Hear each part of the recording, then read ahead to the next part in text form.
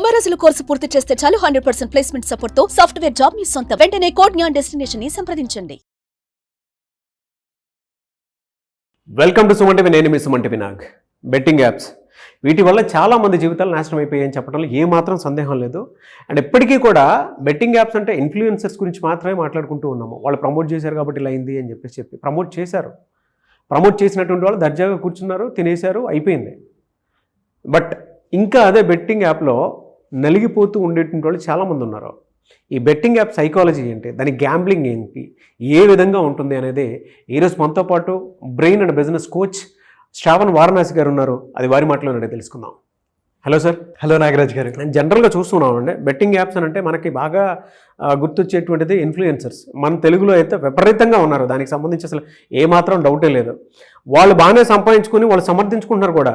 అంటే వాళ్ళు చేశారు, వీళ్ళు చేశారు, మేము చేస్తే తప్పు వచ్చిందా అన్న విధంగా సమర్థించుకుంటూ ఉన్నారు. అందులో లోతైనటువంటి విశ్లేషణ ఎవరో కూడా మాట్లాడటం లేదు. మీ వల్ల మేము ఇలా నష్టపోయాము అని చెప్పేసానంటే వాళ్ళ గోడు వినిపించుకునేటువంటి పరిస్థితి లేదు వాళ్ళ. అసలు బెట్టింగ్ సైకాలజీ ఏ విధంగా ఉంటుంది? వండర్ఫుల్ క్వశ్చన్ నాగరాజ్ గారు. ఇప్పుడు ప్రస్తుతం సమాజంలో యూత్ని కానీ పెద్దవాళ్ళని కానీ కోటీశ్వరులను కూడా కూటికి లేని వాళ్ళగా చేస్తుంది ఒకటి ఏంటంటే బెట్టింగ్ అండ్ గ్యాంబ్లింగ్. అసలు ఏంటి సింపుల్గా మనం మాట్లాడుకుంటే ది ఇన్ఫ్లుయెన్సర్స్ గురించి లేకపోతే బెట్టింగ్లో నష్టపోయిన వాళ్ళ గురించి వీటందరి గురించి మాట్లాడుకునే ముందు అసలు బెట్టింగ్ గ్యాంబ్లింగ్ అంటే సింపుల్ మన ఎగ్జాంపుల్ మాట్లాడుకుందాం. ఈ వీడియో కొంచెం లెందీగా ఉంటుంది, కానీ మీ జీవితంలో బెట్టింగ్ అండ్ గ్యాంబ్లింగ్కి సరిపడే ఇన్ఫర్మేషన్ ఈ వీడియోలో ఉంటుంది. అది నేను ఆడియన్స్కి చెప్తున్నాను. సింపుల్ ఎగ్జాంపుల్ మనం స్టార్ట్ చేద్దాం. అసలు బెట్టింగ్ అంటే ఏంటి? ఇప్పుడు క్రికెట్ చూస్తున్నాను నేను, నాకు విరాట్ కోహ్లీ అంటే ఇష్టం లేదు, నాకు రోహిత్ శర్మ అంటే ఇష్టం, ఇండియన్ టీం అంటే ఇష్టం.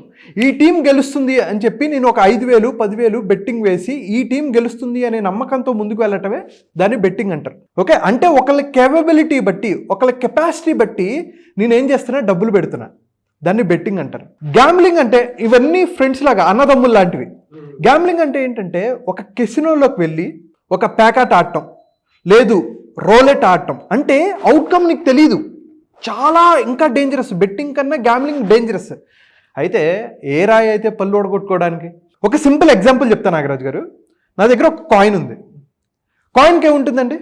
హెడ్ టైల్స్ ఉంటాయి. హెడ్ టైల్స్ ఉంటాయి. ఇప్పుడు నేను ఫర్ సపోజ్ మన ఇద్దరం ఒక గేమ్ ఆడదాం. ఇప్పుడు నేను ఈ కాయిన్ని నేను గాల్లోకి ఎగరేసాను అనుకోండి, ఏమొస్తుంది? ఒకటి మీరు అనుకుంది లేదా నేను అనుకుంది వస్తుంది. అంటే టైల్స్ కానీ హెడ్స్ కానీ పడుతుంది. అంటే నేను 10 సార్లు నేను గాల్లోకి ఎగరేస్తే మనం ఏమనుకుంటాం, ఒక 5 సార్లు మీరు గెలవచ్చు, 5 సార్లు నేను గెలవచ్చు. మహా అయితే మీరు 6 సార్లు, నేను 4 సార్లు గెలవచ్చు. ఇంకా మీకు అదృష్టం ఎక్కువ ఉంటే 7 సార్లు మీరు గెలుస్తారు, 3 సార్లు నేను గెలుస్తాను. కానీ ఇది ఎంత డేంజరస్ అంటే, ఎంత అన్ప్రెడిక్టబుల్ అంటే జనాలు దీని మీద కూడా బెట్టింగ్ వేస్తుంటారు, టాస్ మీద కూడా బెట్టింగ్ వేస్తుంటారు. అయితే ఒక ఎగ్జాంపుల్ చెప్పడానికి, రుతురాజ్ గైక్వాడ్ అని చెన్నై సూపర్ కింగ్స్ కెప్టెన్ ఉన్నాడు. ఆయన వెళ్ళాడు, టాస్ కోసం వెళ్ళాడు. 10 సార్లు మనం ఏమనుకుంటాం, ఒక 3 సార్లు, 4 సార్లు, 5 సార్లు అయినా గెలవాలి కదా. కానీ దురదృష్టం ఎంత అంటే ఆయన 10 సార్లు టాస్కి వెళ్తే 9 సార్లు ఓడిపోయాడు. కానీ మన వాళ్ళు ఏ కాన్ఫిడెన్స్తో తెలుసా, ఇప్పుడు వీళ్ళు గెలుస్తారు, టాస్ గెలుస్తారని వీళ్ళు బెట్టింగ్ వేయటం మొదలు పెడతారు. సరే, చెన్నై సూపర్ కింగ్స్ 2024 ఎందుకు, రీసెంట్గా 2025లో జరిగిన ఛాంపియన్స్ ట్రోఫీలో మన భారతదేశం captain none other than Rohit Sharma 15 సార్లు కంటిన్యూస్గా ఓడిపోయాడు. ఆశ్చర్యంగా ఉంది కదా. అంటే సూపర్ సినిమాలో డైలాగ్ ఉంటుంది చూసారా, నీ జీవితం సంకనాగిపోయి ఇదంతే తప్ప నన్ను గెలవలేవని. అంటే ఒక కాయిన్ ఎగరేస్తే ఒక్కసారైనా గెలుస్తాం కదండి 10 సార్లలో. కానీ కంటిన్యూస్గా ఈ ఛాంపియన్స్ ట్రోఫీలో 12 సార్లు, ఓవరాల్గా 15 సార్లు ఆయన టాస్ ఓడిపోయాడు. కానీ మన వాళ్ళు ఎలా అంటే, ఇండియా టాస్ గెలుస్తుంది అని చెప్పి 2,000, 5,000, 10,000 వేస్తూ ఉంటారు. సో నాగరాజ్ గారు, అయితే అసలు ఎందుకు బెట్టింగ్ వేస్తారు చూస్తే 48% డబ్బుల కోసం. ఇంకా ఎన్నాళ్ళు చేస్తామండి, 20,000కి 30,000కి జీతానికి ఎంతకాలం కష్టపడతాం. ఒక్కసారి కొడితే డబ్బులు వచ్చేయాలి, లక్షలు వచ్చేయాలి, కోట్లు సంపాదించాలి అని చెప్పి 48% ఏం చేస్తారంటే ఈ డబ్బులు బెట్టింగ్ కోసం ఆడుతుంటారు, డబ్బులు సంపాదిద్దాం అనుకుంటారు. 35% ఎక్సైట్మెంట్ కోసం. బోరింగ్గా ఉంది లైఫ్, ఏదో ఒకటి కొత్తది కావాలి, ఏదో ఒకటి అని చెప్పేసి ఎస్పెషల్లీ అండి కోవిడ్ టైంలో మనం చూస్తే విపరీతంగా ఈ బెట్టింగ్ గ్యాంబ్లింగ్ ఆడే వాళ్ళ సంఖ్య ట్రూ అండి. ఎగ్జైట్మెంట్ కోసం ఆడినటువంటి వాళ్ళు చాలా ఎక్కువ మంది ఉన్నారు. చాలా ఎక్కువ మంది ఉన్నారు. 33% స్పోర్ట్స్ని ఇంట్రెస్టింగ్గా, ఇప్పుడు ఫర్ సపోజ్ మీకు ఒక ప్లేయర్ అంటే ఇష్టం, లేక ఒక కంట్రీ ఒక టీం అంటే ఇష్టం. నాకు ఒక టీం ఇష్టం, నేను అన్నాను ఈ టీం గెలుస్తుంది అన్న, ఈ టీం గెలుస్తుంది అంట. వెంటనే కాదు ఈ టీం గెలుస్తుంది అంట. మీరేమంటారు? ఈ టీం గెలుస్తుంది, బెట్టేసుకుందామా? అవును. అంటే లేకపోతే అది మన లైఫ్లో పార్ట్ అయిపోయింది. అది పార్టీ గెలవటంలో కానీ, అది పొలిటికల్ పార్టీస్ గురించి కానీ, దేని గురించి అయినా సరే, సినిమా హిట్ అవుద్దా ఫట్ అవుద్దా అనేటువంటి దానికి కూడా బెట్టింగ్ అంటే మన లైఫ్లో బెట్టింగ్ అనేది ఒక బ్లడ్లో ఇంకిపోయింది. ప్రతి సెల్లో మాట్లాడితే ఏమంటారో తెలుసా? నా మాట నెగ్గాలంటే బెట్టేసుకుందామా అని అనేస్తున్నాం ఆటోమేటిక్గా తెలియకుండా. సో స్పోర్ట్స్ని ఇంట్రెస్ట్ చేయడానికి, కాంపిటీషన్ కోసం, ఒక రైడింగ్ కానీ, ఒక హార్స్ రైడింగ్ కానీ, కార్ రైడింగ్ కానీ ఏదైనా చేసేవాళ్ళు ఏం చేస్తారు? బెట్టింగ్ వేసుకుందామా, నీ సత్తానా నా సత్తానా. కాంపిటీషన్ని ఎక్సైట్మెంట్ చేసుకోవడం కోసం బెట్టింగ్ ఆడుతుంటారు. కొంతమంది హాబీగా టైంపాస్, ఏం చేయాలో అర్థం కావట్లేదు బోరింగ్ అని చెప్పేసి కొంతమంది ఏం చేస్తారు? బెట్టింగ్ వేయడం మొదలుపెట్టారు. అలాంటి వాళ్ళు 18% మంది ఉన్నారు. లైఫ్లో కొత్తది ట్రై చేయాలరా, ఎప్పుడు ఇదేనా? కొంచెం ఎక్సైట్మెంట్, ఇందాక మనం మాట్లాడుకున్నట్టు కొత్తది చేయాలని 18% మంది కొత్తది ట్రై చేస్తారు. మిగతా వాళ్ళు వచ్చి ఆడరా బాగుంటుంది, ఆడితే బాగుంటుంది, ఒక ప్యాకెట్ ఆడు, కాసేపు ఆడు, నీకు నువ్వు చూడు ఒక్కసారి ప్యాకెట్ ఆడావంటే బాగుంటుందని. అలా 14%. చెప్పే కదా, ఏ రాయి అయితే పల్లోడు కొట్టుకోవడానికి అన్నట్టు డిఫరెంట్ విధాల్లో మనం నాశనం అయిపోవడానికి ఇన్ని మార్గాలు ఉన్నాయి అని చెప్పడానికి నేను చెప్తున్నాను. ఇందాక ఎలాగైతే టాస్ మీద బెట్టింగ్ వేస్తారో, అంటే జీవితాన్ని నాశనం చేసుకోవడానికి ఎన్ని మార్గాలు ఉన్నాయి. వీళ్ళు చెప్తుంటే లోతుగా ఆలోచిస్తే అంటే మన జీవితంలో ఒక పార్ట్ అయిపోయిందన్న భాగంగా అనిపిస్తుంది అది బెట్టింగ్ అనేది. అంతే, ఎందుకంటే ఇగో నేను గొప్ప నువ్వు గొప్ప, నా మాటే నెగ్గాలి. నా మాటే నెగ్గాలంటే ఏంటి? బెట్ వేసుకుందాం, 10,000 బెట్టా. మనం వింటూనే ఉంటాం ఫ్యామిలీ మెంబర్స్తో మాట్లాడేటప్పుడు కానీ, ఎన్ని రకాలుగా మాట్లాడితే అన్ని రకాలుగా మనం బెట్టింగ్ అనే పదాన్ని మనం మాట్లాడుతూ ఉంటాం. అయితే ఇది ముఖ్యంగా గుర్తుపెట్టుకోవాల్సింది ఏంటంటే, బెట్టింగ్కి ఎడిక్ట్ అయిన వాళ్ళకి మాత్రమే ఈ వీడియో కాదండి. ఎవరైతే ఒక వ్యక్తి బెట్టింగ్కి ఎడిక్ట్ అయ్యాడంటే ఏమవుతుంది? డబ్బులు పోగొట్టుకుంటాడు. డబ్బులు పోగొట్టుకుంటే ఏమవుతుంది? తను మనశ్శాంతిగా ఉండలేడు. తన physical, mental, emotional, spiritual health నాశనం అయిపోతాయి. తను ఏదైతే వర్క్ చేస్తున్నాడో, తను ఏదైతే జాబ్ చేస్తున్నాడో దాని మీద ఫోకస్ చేయలేడు. ఎందుకంటే 20 లక్షలు అప్పు ఉన్నాయి, 10 లక్షలు అప్పు ఉంది, 50 లక్షలు అప్పు ఉంది. ఏం చేయగలడు?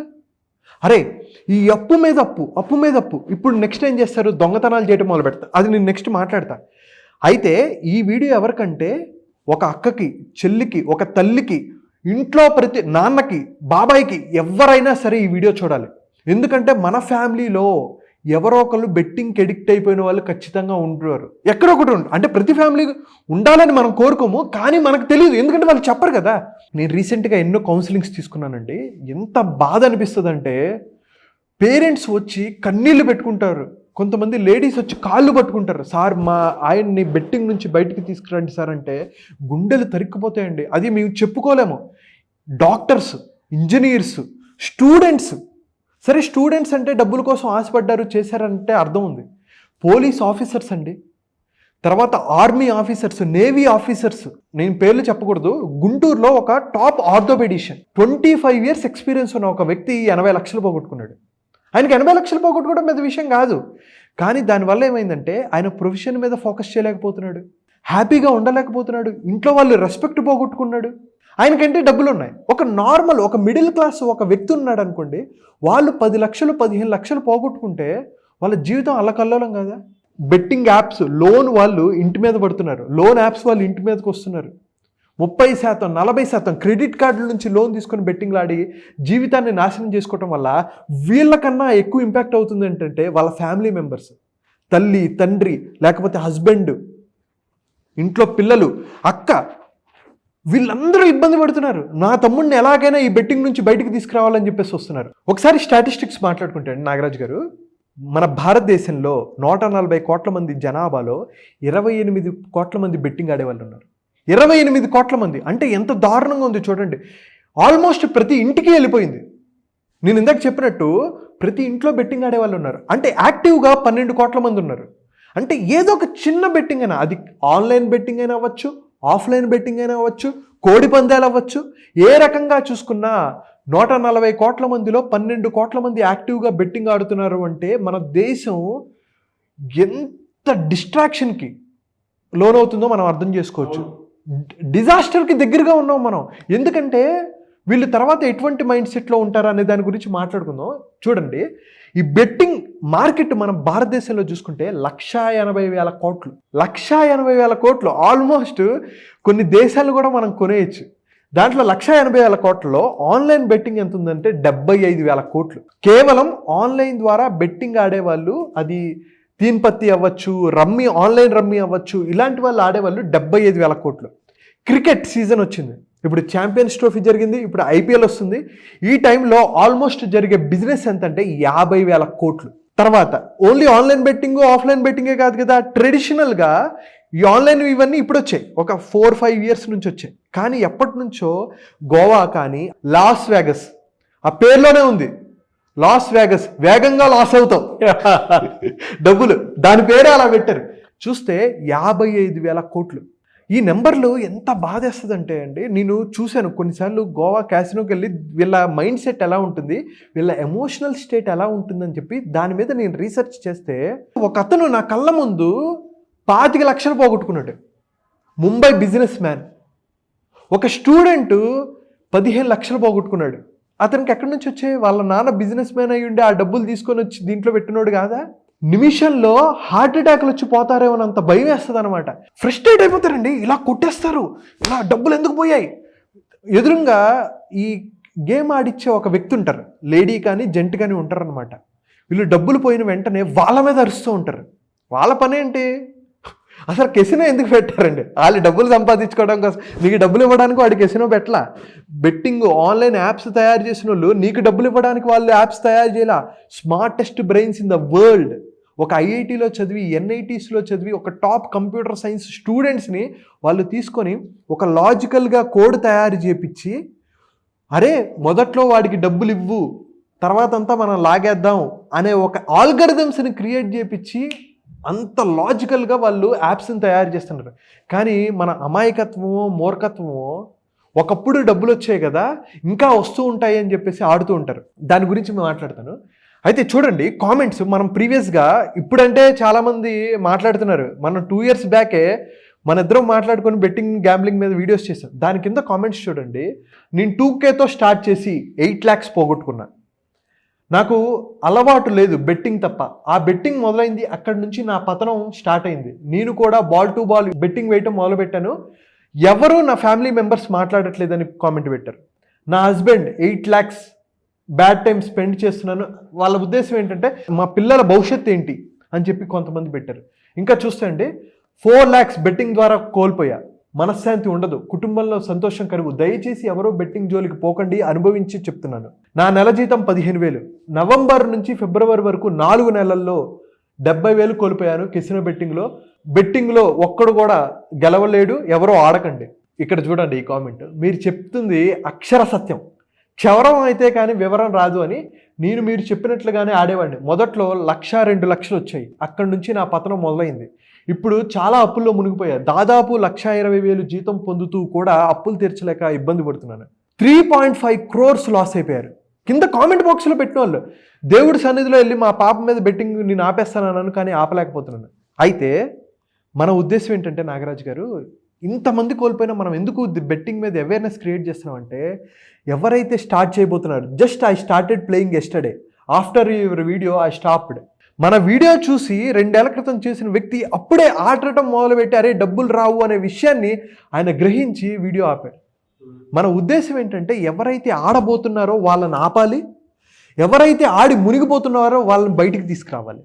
మన ఉద్దేశం, మన లక్ష్యం ఏంటంటే ఇదండి నాగరాజు గారు. మీ ఫ్యామిలీ మెంబర్స్లో కానీ ఎవరైతే బెట్టింగ్ ఆడుతున్నారో, క్రికెట్ బాల్ టు బాల్ చూస్తున్నారో, ఫోన్లు మాట్లాడుతున్నారో, వాళ్ళని అబ్జర్వ్ చేయడం ఎంతైనా ఇంపార్టెంట్. నాకు ఇవన్నీ చూస్తుంటే ఏమనిపిస్తుందంటే, పల్లెటూళ్ళల్లో పని చేసుకోవటం కూడా పక్కన పెట్టేసి చాలామంది స్టూడెంట్స్ దీనికి అడిక్ట్ అయిపోయి, దాంతోపాటు ఇళ్ళల్లో దొంగతనాలు చేసుకుంటూ, ఊళ్ళో ప్రతి ఒక్కరు కూడా, అంటే నేను ఇది చూస్తుంటే నా ఫ్రెండ్సే గుర్తొస్తున్నారు నాకు. చాలామంది నా క్లాస్మేట్సే ఊళ్ళో తలెత్తుకోకుండా, పేరెంట్స్ వాళ్ళ గురించి ఎవరికి చెప్పుకోలేని పరిస్థితిలో నాకు ఫోన్ చేసినటువంటి వాళ్ళు కూడా ఉన్నారు. ఇది చూస్తుంటే నాకు వాళ్ళు వెంటనే గుర్తొచ్చారనమాట.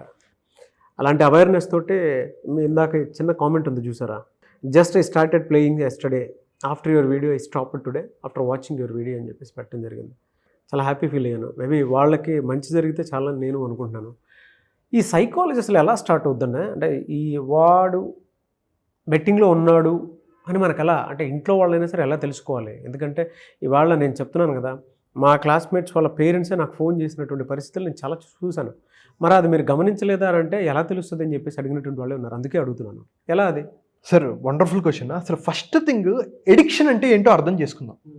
వ్యసనం, అలవాటు వేరు, వ్యసనం వేరు మనకు తెలుసు. అయితే చాలామంది అలవాటుతో స్టార్ట్ అయ్యి సరదాగా స్టార్ట్ చేసుకొని అలా అలవాటు చేసుకొని దాని తర్వాత వ్యసనంగా మారినవి ఉంటాయి. అది టీ కాఫీ అయినా అవ్వచ్చు, ఏదైనా చిన్నదైనా. అంటే టీ కాఫీ లేకపోతే వాళ్ళు బ్రతకలేరు.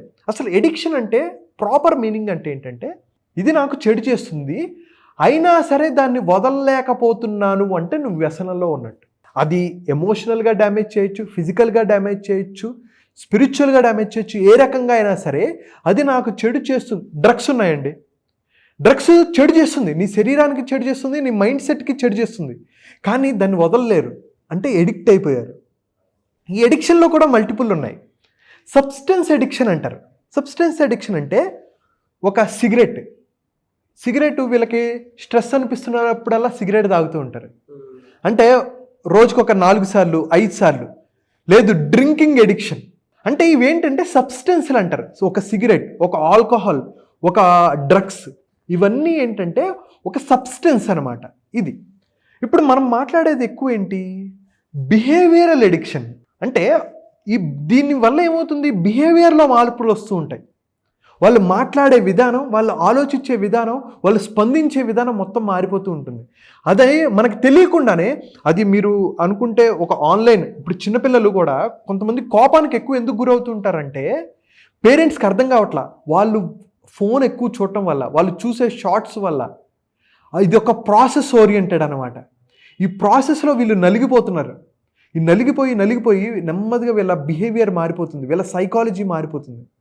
సో వీళ్ళు కూడా చిన్నగా ఎలా స్టార్ట్ చేస్తారు, ఒక 500 రూపాయలతో మొదలు పెడతారు, డబ్బులు వస్తాయి, ఆపుతారా, ఆపరు. అందుకనే నేను దీన్ని ఫేజెస్గా చెప్తాను. నేను first phase is called winnowing phase. Winnowing phase అంటే ఒక 100 రూపాయలతో బెట్టింగ్ ఆడినప్పుడు 500 వస్తాయి, 1000 రూపాయలు వస్తూ ఉంటాయి. డబ్బులు వస్తున్నప్పుడు ఆపగలరా? ఆపలేరు. డబ్బులు వస్తున్నప్పుడు ఎవడు ఆపుతాడు? ఎందుకంటే నేను నెక్స్ట్ 10,000 సంపాదించాను, ఎక్సైట్మెంట్ ఉంటుంది. సో డబ్బులు వస్తున్నప్పుడు నువ్వు ఆపలేవు, కాబట్టి విన్నింగ్ ఫేజ్లో నువ్వు బెట్టింగ్ ఆపలేవు. నెక్స్ట్ ఫేజ్కి ఏం వెళ్తాడంటే లూజింగ్ ఫేజ్కి వెళ్తాడు. బెట్టింగ్ యాప్ ఏమంటాడంటే ఎప్పటికీ చాలు, నెమ్మదిగా తొక్కాయి అని చెప్పేసి ఆల్గరిథంలో వీళ్ళు తొక్కేయటం మొదలు పెడతారనమాట. ఎందుకంటే ఈ వ్యక్తి కంటిన్యూస్గా లాగిన్ అవుతున్నాడు. ఇప్పుడు ఎంత టెక్నాలజీ పెరిగిందంటే ఏ వ్యక్తి ఏ యాప్ ఎంతసేపు చూస్తున్నాడు అనేది వీళ్ళకి క్లియర్గా ఉంది.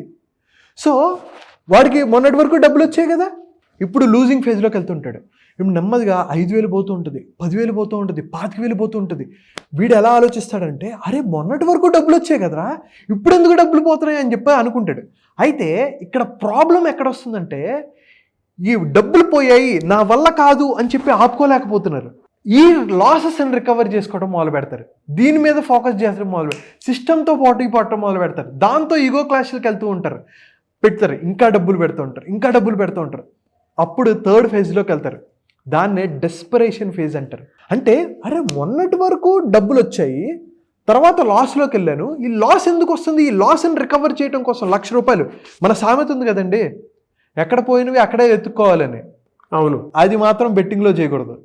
ఎక్కడైనా చేయొచ్చు, కానీ బెట్టింగ్లో నేను ఎక్కడైతే పోగొట్టుకున్నానో అక్కడి నుంచే డబ్బులు సంపాదించుకోవడం మొదలు పెడతాను అని అనుకున్నావా, అది నిన్ను ఈడ్చి నేలకేసి కొట్టి నేల నాకు ఇచ్చేస్తుంది. సారీ టు యూజ్ దిస్, ఎందుకంటే నేను ఎగ్జాంపుల్స్తో చెప్తున్నాను. ఎంత దారుణంగా చేస్తుంది అంటే దొంగతనాలు చేయడం మొదలు పెడతారు. నేను ఒక ఎగ్జాంపుల్ చెప్తాను. ఒక చిన్న పిల్లడు, ఒక 19-20 సంవత్సరాల అబ్బాయి, అతని స్టోరీ ఏంటంటే చిన్నగా బెట్టింగ్ అలవాటు ఉంది, ఆడటం మొదలుపెట్టాడు. 20,000, 50,000, 1,00,000 రూపాయలు పోగొట్టుకుంటా ఉన్నాడు. పోగొట్టుకుంటే ఈ లాస్ని రికవర్ చేయాలి కదా. ఏం చేశాడంటే వాళ్ళ అమ్మమ్మ వాళ్ళ ఇంటికి వెళ్ళినప్పుడు వాళ్ళ అమ్మమ్మ బంగారం ఉంది, ఆ బంగారం దొంగతనం చేశాడు, బెట్టింగ్లో పెట్టాడు, అక్కడ డబ్బులు పోగొట్టుకున్నాడు. పోగొట్టుకుంటే చూడండి దీని ఎంత పెద్దదవుతుందంటే అతను ఒక అమ్మాయితో రిలేషన్ పెట్టుకున్నాడు.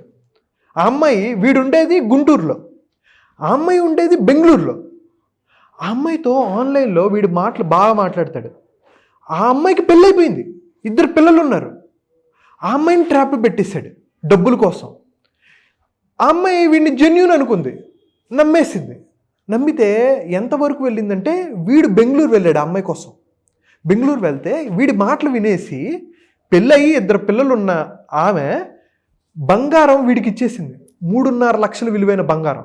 వీడేం చేశాడు, ఆ బంగారాన్ని అమ్మేసి ఆ డబ్బుల్ని బెట్టింగ్ యాప్లో పెట్టి దీని ద్వారా 5 లక్షలు సంపాదించవచ్చు, 10 లక్షలు సంపాదించవచ్చు, 20 లక్షలు సంపాదించవచ్చు. ఆ అమ్మాయిని మభ్యపెట్టాడు.